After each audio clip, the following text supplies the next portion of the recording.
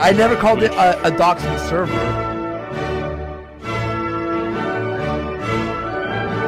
I was actually doxed like months ago by Kraut. Just be aware that Kraut did not dox me. Nobody doxed me.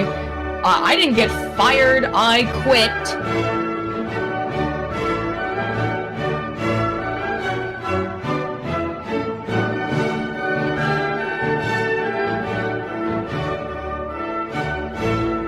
A few weeks ago, I had a bunch of people who were friends with Kraut come on, and what ends up coming down, and this is with people who were for and against Kraut coming. Like the man who leaked everything out of Kraut's server came on the show, and he's like, "Yeah, that wasn't a doxing server." No, I was like, "What the fuck?" Yeah, what the fuck? What fucking happened here? How can people claim that I am a doxer for several months, and then when people start realizing that there is no evidence for such, pretend as if they never accused me of such thing ever? And yes, by the way, that offer from Braving Ruin is real. Well, I have an idea of what happened. In fact, I believe to be in a great position to explain it. A little spurg lied by claiming I was running a doxing server and doxing alt-writers, and some people tried to profit from it, either for subscribers or to promote their ideological cause. That's the short summary. Well, you might say then, well, if they lied, why did you leave YouTube and make that apology? Well, the night I left YouTube, my family had been doxed. Addresses, phone numbers and everything, and the people who had doxed them actually made use of them. Jeff Holiday had received similar treatment, and a completely unrelated Holiday family had been doxed and subjected to this shit as well. Several others also had to endure this being done to them and their families. My address had been put out there, and starting with the 18th of December, the doxing of families started being done gradually to everyone in my Discord server.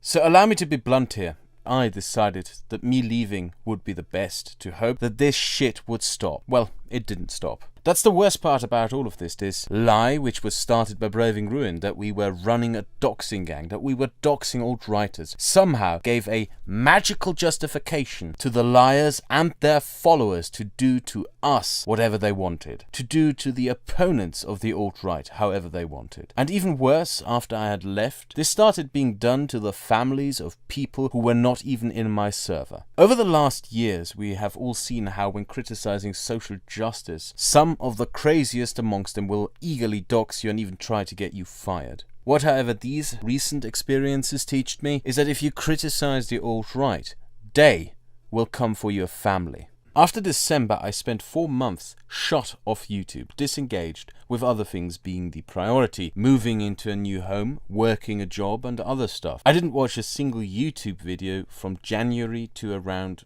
April or March.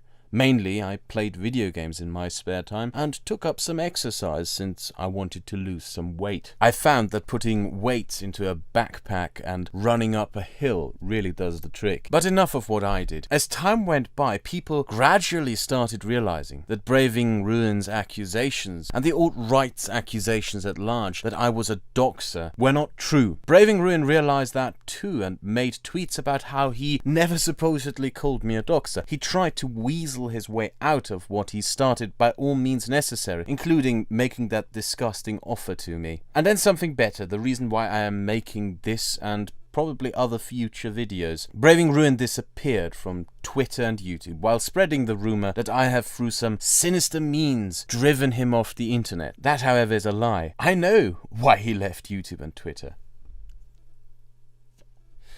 Because one of his friends turned on him, came to me, and shared with me all private messages he ever had with him, giving me such amazing gems as Braving Ruin complaining just a few days before the drama that we are doing nothing wrong in our Discord server, and then he steers that direction towards, maybe we should just reinterpret things and, well, as I would put it, make shit up. But that's just one of the least disgusting things there, and I'll present the rest in a video. Anyway, this is why Braving Ruin ran away, because his friend had enough of his dirty shit and decided he needs to burn for what he did. The server I ran?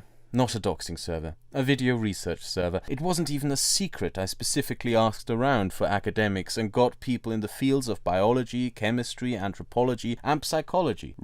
So yeah, this is where we do a lot of MRI imaging to test to see if the vasculature within our mice that we've done embryonic recombination with have had the effects that we want them to have while they're still alive. And our giant MRI coil is quite impressive. That's where we put our mice in, and that's where we do our scans.